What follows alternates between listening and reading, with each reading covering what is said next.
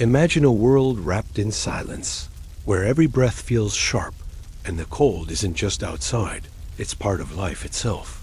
The Ice Age wasn't just endless snow and fierce beasts. It was a slow, quiet test of patience and endurance. Forget the roaring mammoths and sweeping glaciers you might picture. This was a fragile, delicate dance with nature, where survival meant more than strength. Before we dive deeper, take a moment to like the video, subscribe, and share in the comments where you're watching from and what time it is there. Now, get comfortable. Adjust your pillows. Wrap yourself in a blanket. Dim the lights just a touch and breathe in the crisp, still air of a time long past. We're about to step slowly into a world carved by ice and shaped by quiet resilience. A place where strength comes from patience and the gentle pulse of life itself. You open your eyes, not to the glow of a screen or the hum of modern life, but to the dim light of a sun that barely breaks the horizon. The sky above is pale and low, as if pressing gently down on the land. There is no noise, only the faint whistle of wind across a frozen plain. It carries with it the scent of pine smoke and something colder, the quiet, clean smell of untouched snow and stone. This is not a place built for comfort. It is a place shaped by cold and time. You are in the heart of the last ice age, sometime between 20 and 30,000 years ago, a time when glaciers sprawled across continents and the world was, quite simply, a harder place to be. The air is sharper than you expect.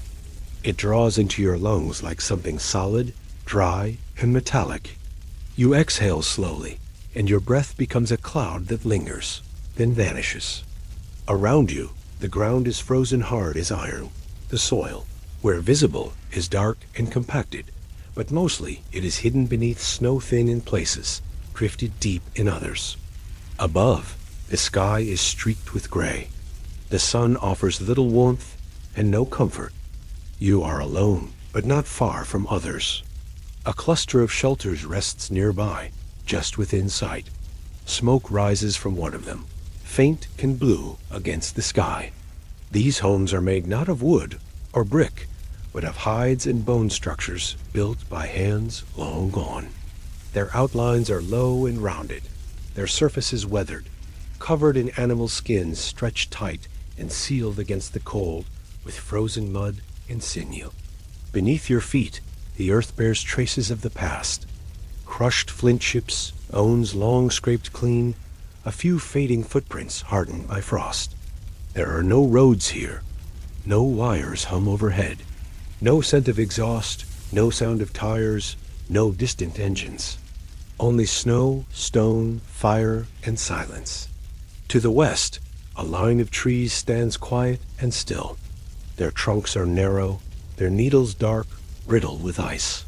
Small birds flit among the branches, their movements sudden, their wings nearly silent. The forest does not welcome you, but it does not threaten you either. It merely exists, indifferent to your presence. Farther out, the land begins to rise gentle hills, white-capped and endless, pushing toward the glacier's edge. You cannot see it from here, but you can feel it. The great ice sheet looms somewhere beyond the horizon, moving slower than thought, carving valleys, grinding stone, reshaping the world inch by inch. Its breath cools the air, even from afar. You kneel for a moment, your hands brushing the snow. It is drier than modern snow, finer, almost like ash. It does not cling to your fingers. Beneath it, the earth is hard and unyielding. You can sense how deep the cold runs, how it soaks through skin, through fur, through bone. You are not dressed for this. Not truly. Your clothes, though layered, are too thin, too artificial. They trap heat, yes, but they do not breathe. They do not flex with movement, and they do not carry the warmth of something once alive. The people who survive here wear fur and hide, cured by smoke and time, stitched with bone needles, fitted by memory and tradition. Nothing is wasted. Every part of the animal serves a purpose: meat, hide, sinew, bone, even hooves. This is not the kind of cold that stings. It does not shock you. It settles into you, quietly, like sleep. It makes your fingers slow, your thoughts distant. You do not shiver, not yet, but you feel the beginning of it, the tug at the edge of your awareness, the body asking for warmth that doesn't come. You are standing at the threshold of another world, where survival is not routine, but ritual. Each breath is an act of will. Each day a negotiation between hunger, shelter, cold, and time. And as the wind picks up, soft but steady, brushing against the furs of those nearby, you begin to understand something quietly profound. This world does not care that you are here. It does not wait for you. It does not harm you with intent. But it does not help you either. It simply is. And here, beneath this colorless sky, among snowdrifts and fire pits, you are only one small presence in a land far older and colder than your memory can grasp. The cold here is not fleeting. It is not the kind that passes with a change in weather. It is a constant presence, quiet, unyielding, and ever watchful. In a world like this, the difference between life and death is measured not only by fire, but by what you wear against your skin. Modern clothing, even at its warmest, would not be enough. The jackets you know stuffed with down or lined with synthetic fleece would soon fail beneath the steady breath of this frozen wind. Zippers freeze, plastic grows brittle, water-resistant fabric stiffens in the cold, and beneath it all, your skin would still remember how exposed it feels. But the people of this time, the ones who truly belong here, have solved this in quiet, practical ways, passed down over generations. Their clothing is not made in factories or labeled with sizes. It is measured by experience, by feel, by the shape of the body it's meant to protect. Begin with the inner layer, a shirt or tunic made from softened animal hide. Often reindeer or caribou, the leather is scraped thin, then worked for days with stone tools and bare hands until it is pliable enough to move with the body. Smoke curing gives it a faint scent, earthy, dry, tinged with ash. This scent never quite leaves the garment, but it's not unpleasant. It lingers like memory. Over that, another layer, thicker, fur-lined, stitched together with sinew. The seams are hand-pierced, often with bone or antler awls. No thread, no buttons, no fabric in the modern sense.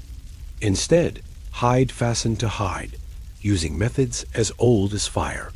The outer layer might be caribou again, or wolf, or mammoth if one had been taken recently. Fur faces inward for warmth. Hide faces outward to break the wind. Around the legs, trousers of the same materials, sometimes doubled.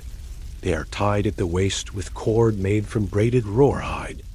Around the wrists and ankles, where heat most easily escapes, bindings of leather or strips of fur, knotted with practiced hands.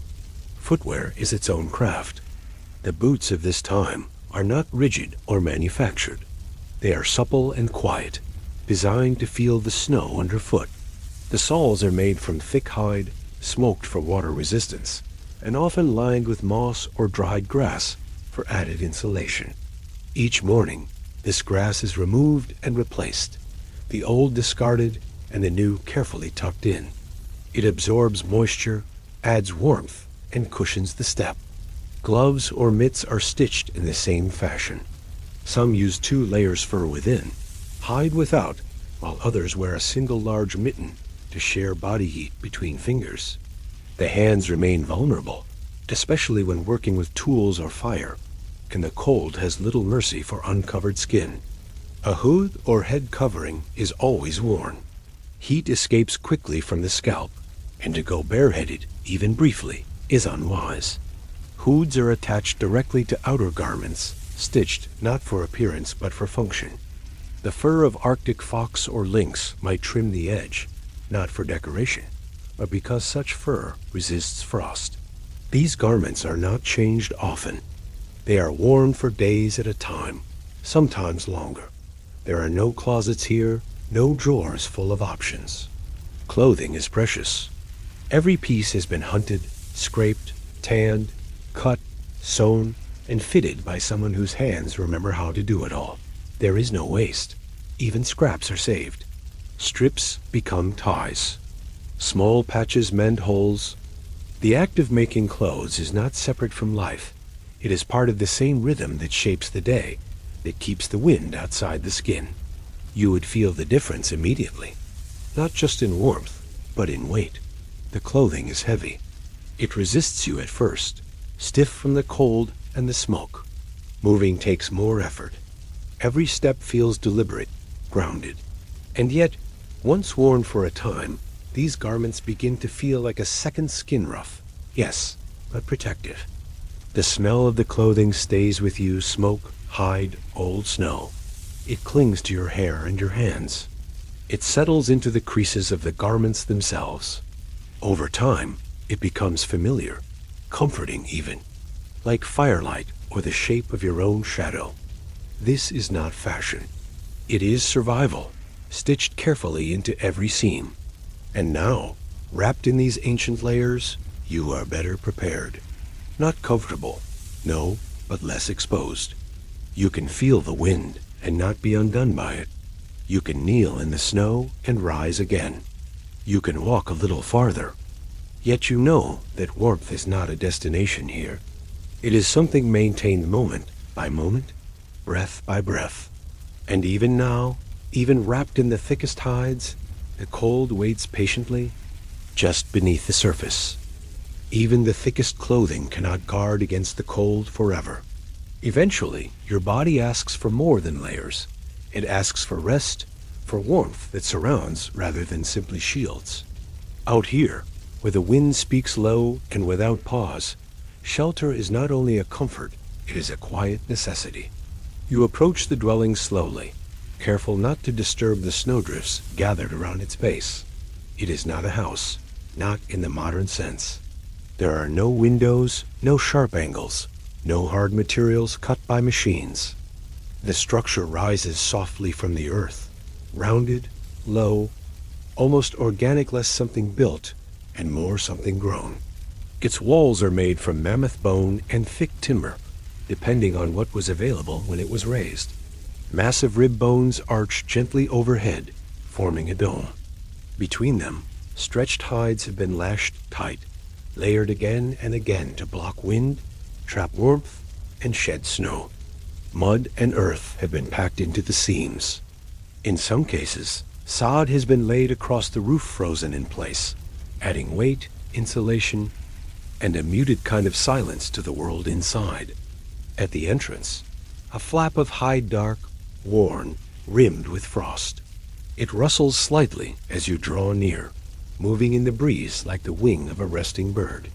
You slip inside quickly, pulling it closed behind you. The light dims. Within, the air is warmer. Not warm, but warmer. The change is subtle, but immediate, like the feeling of slipping beneath a thick blanket. The space is small and low, requiring you to crouch or sit. But this closeness holds the heat. Body warmth, the faint flicker of fire, and the insulation of packed earth all combine to create a kind of fragile comfort. The floor is not made of wood or stone, but pressed soil hard and cold, though softened with straw, moss, or furs in places where people sleep. The scent here is rich, smoke from long-burning fires, old hides, damp earth, and the faint traces of cooked fat and dried herbs. It is not unpleasant. It is lived in, familiar. It speaks of evenings spent in silence, of hands working in low light, of breath shared between bodies huddled close. There is a fire pit at the center, small, well contained. Stones ring the edge, blackened with soot. The smoke rises slowly through a narrow opening above, carefully crafted to draw the air upward while holding the heat in. Around the edges of the space, personal objects are tucked neatly. Flint tools, bone needles, bundles of dried meat, strips of sinew coiled and tied. You see furs laid out where people rest. Reindeer hides, thick and supple. create sleeping nests close to the ground. These are not beds in the modern sense. There is no mattress, no pillow, only layers of warmth held together by habit.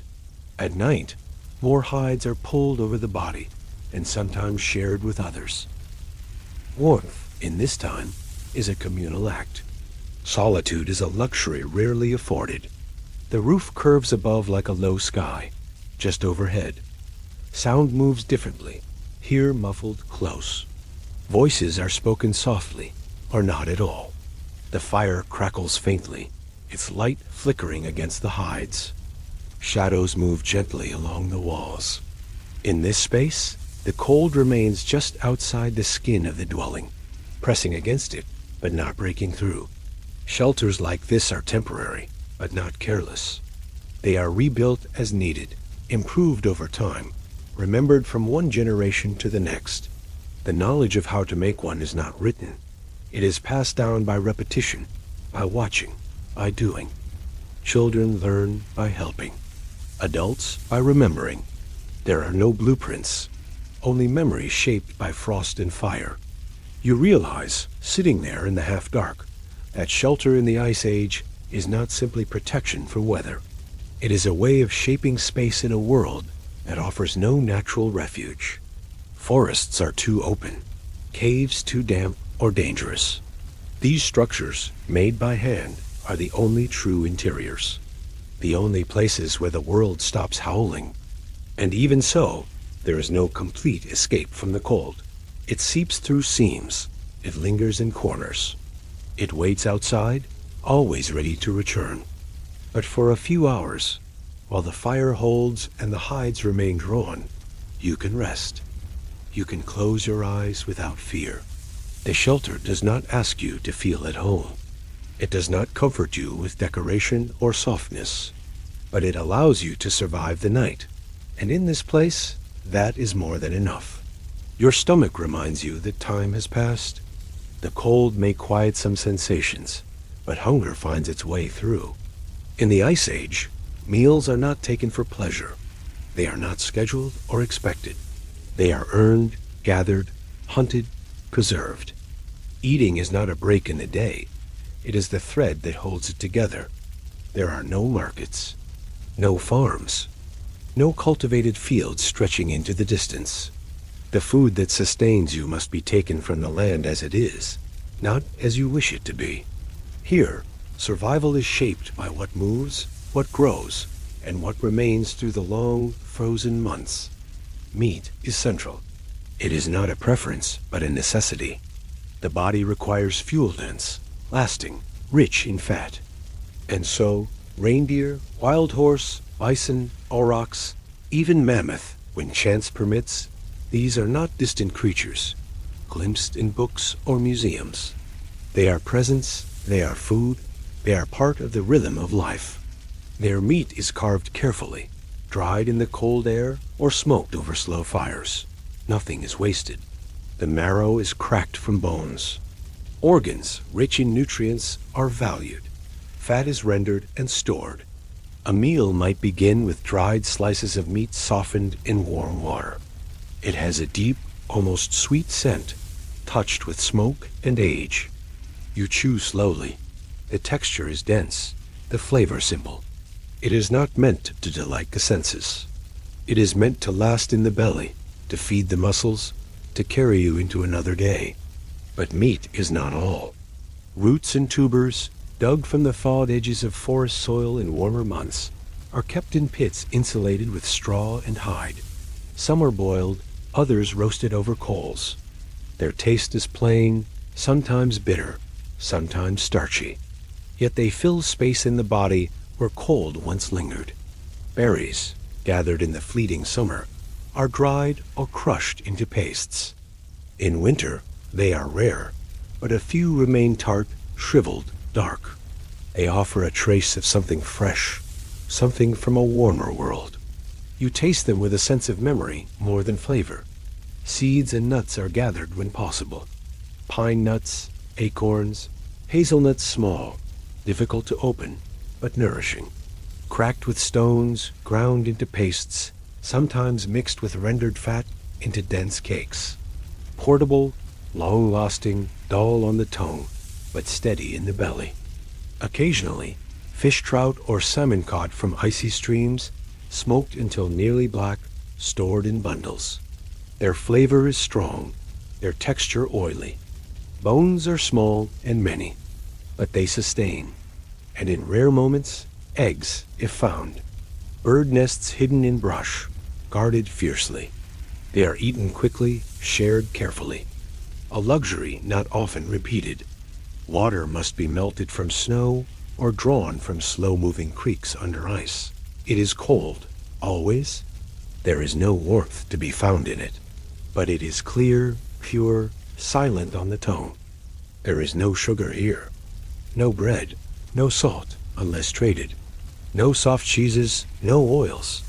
No steaming bowls or carefully spiced dishes. The idea of seasoning is foreign. Food is function. Texture, temperature, and fullness matter more than variety or enjoyment. A meal is a means to continue, not a reward, but a requirement.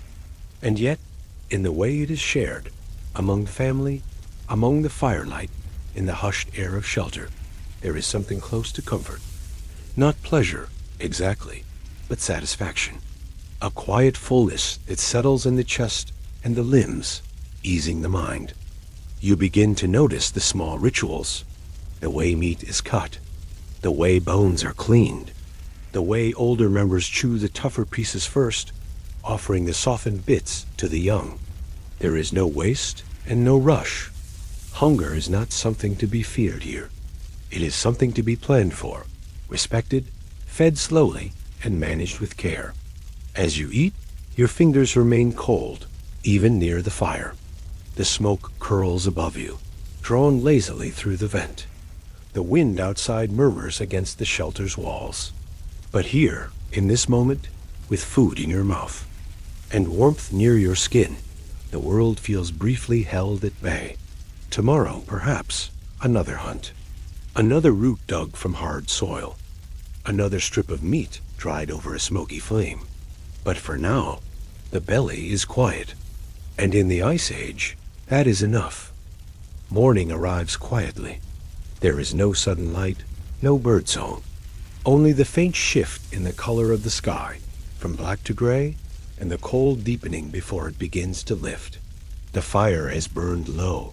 The coals pulse dimly under a crust of ash. Outside, the snow has settled again in fine drifts, undisturbed. The hunt does not wait for comfort. It begins before warmth, before hunger can fully speak. The first breath of air beyond the shelter is sharp, dry, metallic, and still. The sky above is wide and pale, clouds moving like slow smoke across its surface. Footprints vanish quickly in the wind. Movement must be deliberate. Hunting in the Ice Age is not a matter of choice. It is not a sport, nor a test of pride. It is necessity, carved into the rhythm of life. Without it, there is no meat. Without meat, there is no firelight, no warmth, no strength to face another dusk. You move with others, never alone. A small group, quiet, practiced, spare in their speech. Weapons are carried close, spears with stone tips hafted tightly with sinew. Long shafts of wood shaped over coals and scraped smooth with flint. There are no metal blades, no distant shots. Only the closeness of the chase and the long patience it requires. The land is open, but not empty. Herds move across it slowly, reindeer, bison, wild horses' shapes half concealed by snow and mist. You follow signs. Tracks pressed into the frost, tufts of fur snagged on low branches, the disturbed pattern of ice near watering places. There is no guarantee. Sometimes the day stretches on with nothing but the wind for company, the sound of your own feet in the snow, the soft creak of leather straps, the low, steady breath of your companions, waiting, watching. When a herd is spotted, everything narrows. Voices drop to whispers, then to gestures. The cold no longer matters. Neither does the ache in your feet or the stiffness in your hands. All thought bends toward the moment, The animals are large, powerful, often distant. Closing that distance is the first challenge. You move low, using ridges, brush, snowbanks, anything that conceals your form. A wrong step, a broken twig, a shift of wind, and they will vanish before the spear is ever raised. If the group manages to surround them, or drive them toward a natural trap into marshland, toward a cliff, across open ice, then the true danger begins. These creatures do not die easily. Their hooves strike hard. Their horns are not idle decoration. One misstep, one poorly thrown spear, and a hunter may not return. Bones have broken here. Lives have ended. But none of it is chaotic. It is measured, practiced, carried out with a calm shaped by generations. The spear flies. If it strikes true, there is silence. If it does not, there is movement. Shouts rise, sharp but brief. The air fills with motion fur, snow, breath, and then stillness again. When the kill is made, there is no cheer. Only work. The animal is approached with care. Its size up close is humbling. Steam rises faintly from the body. Tools are drawn. Stone knives, sharp but short-lived, are used to cut through hide. The process is quiet, efficient. The body is opened, not as violence, but as ritual. Nothing is wasted. Meat is divided, bones are cleaned, sinew is gathered, fat stored. Even the hide, thick and frozen, will be softened, scraped, tanned, turned into clothing or shelter or bindings. Each piece serves a purpose. Each part a memory of labor. You carry the weight back across the snow. It is heavy. Your breath comes slower. But there is warmth in the movement, and warmth waiting at the end. By the time the firelight greets you again, the shadows have grown long. The meat is shared. Stories may be told, but softly, as though not to disturb the silence you carried home with you. The hunt teaches many things: patience, caution, respect for what lives and what dies. But most of all, it reminds you that food does not come freely. It is earned with risk, with cold, and with time. And in this world, you learn to be grateful not for ease, but for enough. There are no clocks here, no buzzing alarms, no marked calendars, no meetings to miss. Time does not tick, it drifts. The day unfolds not in hours, but in changes of light.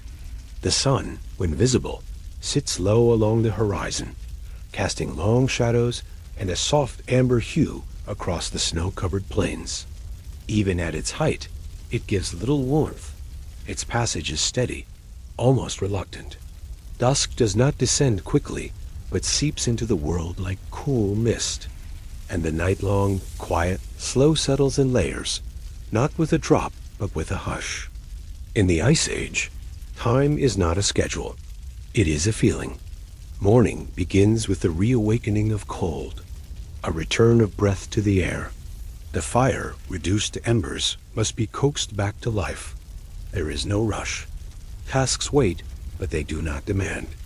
They are simply part of what must be done. The gathering of wood is one of the first. Branches must be broken, carried, dried. Ice crusts the bark. Fingers move stiffly in the cold, but there is rhythm in the repetition. Then water from snow melted slowly, from ice, chipped and warmed beside the flames. Even this, a simple act, stretches across time.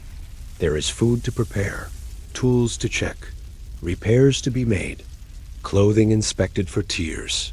Hides must be softened, sinew tightened, furs aired out in the sun when possible. Each task takes its time, not due to laziness or lack of skill, but because that is the nature of this life. Everything is manual. Everything is deliberate. Children, if present, watch and imitate. They are not hurried. They learn by shadowing, by repetition, by waiting their turn. There are no books, no screens, no games beyond what the world allows. A carved piece of bone becomes a toy. A footprint in the snow becomes a story. They listen more than they speak. Stories, in fact, are one of the few things that move easily through time. In the evening, when the wind quiets and the fire burns low, tales are shared, not loudly, not with dramatic flair, but with calm voices and slow cadences. They are not always about heroes or danger. Often they are explanations of animals, of seasons, of the stars above. Myth blends with memory, and even those who do not fully understand the words still absorb the tone. The stars, when visible, arrive not with brilliance, but with patience. A slow reveal across a vast sky, distant and unchanging. There is no light to dull them, no hum of machines to interrupt their quiet presence. They are companions of the night. Their positions are remembered. Their movement, subtle but constant, helps mark the shift in seasons.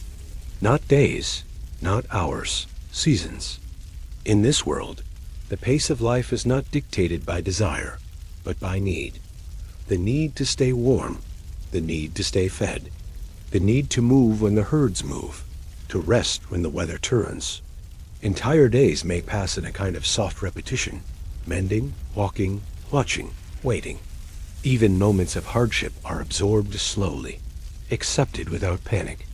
Illness might come. An injury may linger, but there is no urgent trip to a clinic, no bottle of pills. Only the body's quiet struggle and the care of those around it. Some wounds mend, others do not. Time moves the same either way, and so your understanding of time begins to shift.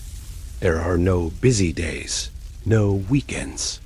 There is only light, and then darkness, hunger, and then fullness, warmth, and then cold.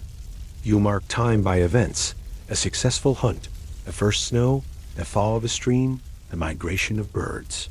Each one a quiet milestone, tucked into the slow, folding shape of a life lived close to the earth.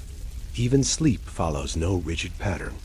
Some nights, long and deep, others interrupted by cold or noise or thoughts that do not quite form into words. But that, too, is accepted. There is always another night, another fire, another story to soften the dark. The pace of the Ice Age is not easy, but it is honest. It does not rush.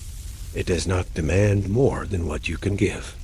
And in that stillness, something unusual begins to surface. A kind of clarity, a quiet awareness. Here, time is not slipping away. It is simply moving like snow across a plain, like smoke above a fire, like breath in cold air. Always forward, never fast. In the Ice Age, the quiet stillness of the landscape can feel deceiving. Beneath the frost and snow, life persists, but it is fragile and uncertain. Illness and injury are constant companions, not feared in stories, but understood as parts of daily existence. Without the comfort of modern medicine, even a small wound could become a serious threat. A shallow cut, invisible to the eye at first, might slowly grow worse. Infection, unseen but relentless, could spread quietly through the body. There were no antibiotics, no sterile bandages, no hospitals to turn to. Care depended on knowledge passed down gently from one generation to the next, which plants might soothe, which herbs might ease pain or reduce swelling. The breath of winter air, so fresh and sharp, could also carry sickness. Respiratory ailments likely swept through groups in waves, leaving some weakened, some unable to hunt or gather. When the body grows weak, the cold becomes sharper. Muscles stiffen and movement slows. The warmth of a fire can offer some relief, but it cannot heal what lies within. Injuries were common as well. Hunting large, powerful animals requires strength and caution, but the wild remains unpredictable. A slip on ice, a fall from rocky terrain, a misjudged strike-all could result in broken bones or bruised muscles. There were no splints or casts as we know them today, only crude supports fashioned from wood, leather, and sinew, sometimes held tight by strips of hide. Healing was slow and incomplete, often marked by a persistent stiffness or weakness. Yet life went on. Hunters and gatherers learned to adapt to these challenges with quiet resilience. Those who could not walk were helped by others. Food was shared more carefully. Shelter offered protection, not only from cold, but from the vulnerability of the injured. Pain was something accepted with a calm dignity. There was no space for dramatic cries or prolonged suffering in the stories shared around the fire. Instead, quiet endurance was the unspoken rule-slow healing, careful movement, and the watchful attention of companions. There was no safety net. Every step taken outside the shelter carried risk. Every moment spent near animals, whether as prey or predator, demanded vigilance. Encounters with large carnivores, such as cave lions or wolves, might have been rare, but they left an imprint on the collective memory. The knowledge of how to avoid or face danger was essential. Death itself, while quiet and often sudden, was understood with a certain calm. When a person's life was cut short by illness or accident, the group adapted as they always had. The fallen were respected in silence. The cycle of life continued, steady and unhurried. Despite these hardships, communities were bound by care. Those who survived carried the memory of others' pain and loss in their actions. They learned to recognize the signs of illness and injury, to provide comfort with warmth and gentle touch, and to share the burden when strength faltered. It was not a life free from suffering, but it was a life where every moment was shaped by quiet acts of endurance and care, where safety was a fragile hope rather than a guarantee, and where survival depended not just on strength, but on the steady presence of others. In this way, the Ice Age was less a world of harshness alone, and more a place where human resilience found its slow, steady rhythm amid uncertainty. In a world draped in ice and snow, the importance of shelter and clothing cannot be overstated. The cold is a constant companion, silent, unyielding, and ever-present. It seeps into bones, wraps the landscape in stillness, and challenges every breath taken outside the warmth of a fire. The first defense is shelter. Structures of stone, bone, and wood, built with care to resist the biting wind and the weight of winter's snowfall. These dwellings are humble, often nestled in natural formations, caves, rock overhangs, or hollows in the earth. Their walls are thick with layers of animal hides, fur, and sometimes even woven grasses, pressed tightly to hold warmth in and cold out. The entrance might be narrow, a small opening just enough to slip inside. This helps to trap the warmth from the fire within and to keep the harshest gusts at bay. Inside, the air is quiet, but not still. The flicker of flames casts gentle shadows on walls lined with fur, the scent of smoked meat lingering softly, mingling with the faint earthy aroma of damp stone and wood. Building such a shelter takes time and skill. Gathering materials is a careful process, selecting sturdy branches, hunting for hides thick enough to provide insulation, scraping and tanning those hides until they become soft and pliable. The work is methodical, slow, and steady each step, a contribution to survival. Clothing serves as the second layer of protection, no less vital. It is fashioned from the very animals that provide sustenance: reindeer, mammoth, bison skins, stretched, sewn, and layered. Soft fur lines the inside, smooth leather on the outside. Each garment is tailored not for fashion, but for function. Layers are essential. Tunics, leggings, and cloaks overlap in a patchwork of warmth. Hoods and mittens protect the extremities, where cold threatens most. Footwear, often boots made from thick hide, is stuffed with grass or fur to cushion and insulate against the frozen ground. Every stitch matters, each seam a barrier against the chill. These clothes are not light. They are heavy with purpose, the weight of protection. Movement within them feels different, measured, deliberate. Every step across icy terrain is cautious, feet cushioned yet steady. The texture of fur, brushing softly against skin, provides a subtle comfort, a gentle warmth that whispers against the cold. Maintaining this clothing and shelter is an ongoing task. Furs must be dried if damp, repaired when torn.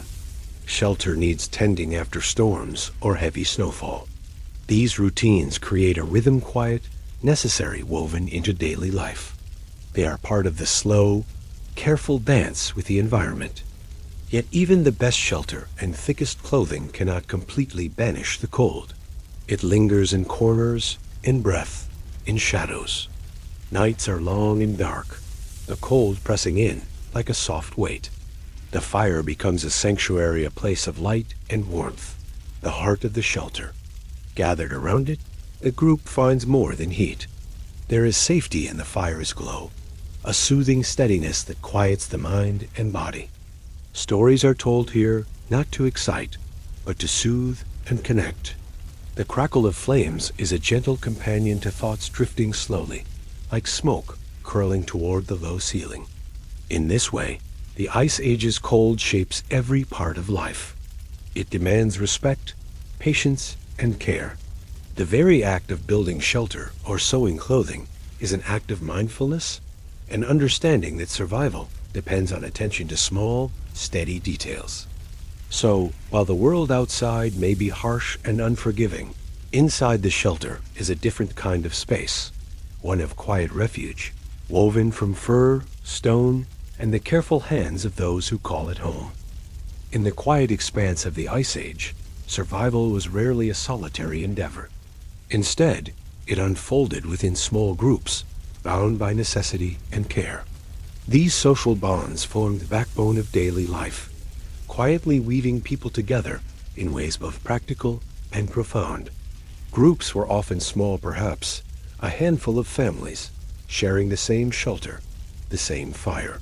The landscape was vast and often unforgiving, making the closeness of others essential.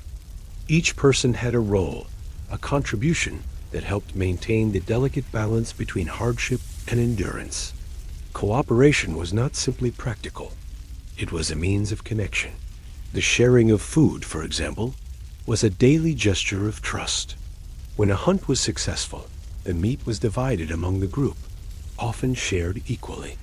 This distribution helped ensure that even those less able to participate, such as elders or the injured, could still survive. The giving was quiet, without fanfare or expectation. It was an act woven into the fabric of life, as natural as breathing. The knowledge that others depended on you, and that you in turn could rely on them, created a gentle reassurance, an invisible thread holding the group together. Communication was subtle but meaningful. Words were spoken softly, often accompanied by gestures or expressions that conveyed care without urgency. Much of the interaction involved watching and learning, noticing a shift in a companion's mood, sensing a change in the wind, or recognizing the signs of approaching weather. Within the group, knowledge was passed carefully: how to track animals, how to prepare hides, which plants might soothe a fever. These lessons were learned slowly, through observation and gentle guidance. Children watched their elders and imitated them, their understanding growing with quiet patience. This shared experience extended beyond survival skills. Stories and traditions flowed around the firelight, not as entertainment, but as a way to remember and connect. Tales explained the landscape, honored ancestors, and taught lessons about the natural world. They were shared calmly, with the slow rhythm of voices that invited rest rather than excitement. The sense of belonging was both practical and comforting. In a world where danger could come without warning, knowing others stood close brought a sense of safety. The watchful presence of companions meant that no one faced hardship entirely alone. Physical closeness, too, offered warmth against the cold. Bodies huddled near fires, sharing heat as well as stories. Touch was gentle and purposeful, a reassuring hand, a steady arm, the simple act of helping another to stand or move. These small gestures spoke of care that words might never fully capture. Conflict, when it arose, was likely handled with restraint. In small groups dependent on cooperation, disharmony could be dangerous. Quiet negotiation, avoidance, or simple patience helped maintain peace. There was no place for loud disputes or prolonged anger. At night, the group gathered within their shelter, sharing the calm that had been built throughout the day. The fire's glow softened shadows. The sound of breath and the quiet shuffle of movement formed a gentle rhythm. In this shared space, individuals found comfort in the collective presence, a reminder that even in the vast ice age, they were not alone. The social bonds of this time were more than survival mechanisms. They were the foundation of humanity's quiet strength, a slow, steady connection that carried people through cold, darkness, and uncertainty. And so the rhythm of life in the Ice Age was not only shaped by the land or the weather, but also by the gentle ties that held people together, ties woven with care, trust, and the quiet assurance of companionship. The Ice Age did not end suddenly, like a snap of fingers or a sudden thaw.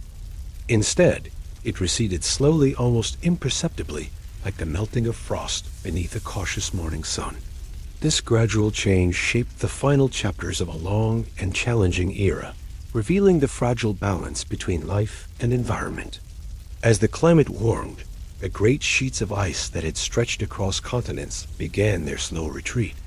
Snow gave way to patches of earth. Rivers, once frozen solid, began to flow again, carrying the fresh pulse of spring waters. The world shifted, landscapes transformed, and the creatures that had thrived in cold began to adapt or disappear. For the humans of this time, these changes brought both hope and uncertainty. New plants appeared, slowly coloring the land with green shoots and blossoming flowers. Herds of animals followed, moving into fresh pastures. For those who had spent generations adapting to ice and snow, this new world was unfamiliar, its rules unwritten. Survival remained a quiet struggle. The rhythms of hunting and gathering adjusted to new cycles. The careful knowledge of frozen plains no longer held the same certainty. The animals once hunted mammoths, giant deer, and woolly rhinos became fewer. Their disappearance left gaps in the delicate web of life that people depended on. At the same time, new species arrived or flourished, but they demanded new strategies and understandings. The food once reliably hunted became more elusive. The seasons stretched and shifted. Winters grew shorter, but no less sharp. Summers brought warmth, but also unpredictable storms. In this shifting world, the fragility of survival became even clearer. Every decision carried weight, the choice of where to camp, when to move, which animals to pursue. The slow erosion of familiar landscapes meant that human groups had to be flexible, observant, and patient. Illness and injury remained silent threats, unchanged by the climate, and the challenge of keeping warm persisted, though the methods began to evolve. New materials were incorporated into clothing and shelter as people experimented with what the changing world offered. Yet even amid uncertainty, life continued. Communities adapted their social bonds, their routines, and their stories. They observed the stars and the migration of birds, learned new paths, and forged new tools. This period was not only an ending, but a quiet beginning, a passage into a world less frozen, more varied, and still full of challenges. The slow melting of ice was a reminder that even the most enduring conditions are not permanent. The world's rhythms shift, sometimes almost imperceptibly, and with them, the lives that depend on those rhythms. For those living at the edge of the Ice Age, every day was a balance between endurance and change, a reminder of the fragility beneath human strength and the resilience that carried them through. As the great ice sheets gave way to rivers and forests, the ancient world folded softly into the new. And in that gentle transition, life found a way to continue slowly, steadily, quietly. As we come to the close of this journey through the Ice Age, it's worth pausing to reflect on the quiet rhythms of that ancient world. A world shaped by cold, by slow change, and by the steady resilience of those who lived within it. The Ice Age was not simply a time of hardship or endless winter. It was a landscape of delicate balances between survival and loss, between strength and fragility. People moved through it with patience, with care, and with a quiet determination that echoes softly through time. Their days unfolded in the measured steps of hunting, gathering, building shelter, and nurturing one another. Illness and injury were met with gentle endurance. The cold met with layers of fur and the warmth of firelight. Social bonds wove a subtle but unbreakable web, carrying individuals through darkness and uncertainty. Though the ice eventually melted and the world transformed, the story of those ancient lives remains. It is a story not of triumph or conquest, but of steady persistence, of living slowly and deliberately in harmony with the changing earth. In this calm reflection, there is space for the mind to wander gently, to drift slowly toward rest. Like the soft fall of snow on a quiet night, the echoes of the Ice Age remind us of the enduring strength found in stillness, in connection, and in the slow unfolding of life. Thank you for sharing this peaceful moment with me. May your thoughts carry you softly into calm and rest.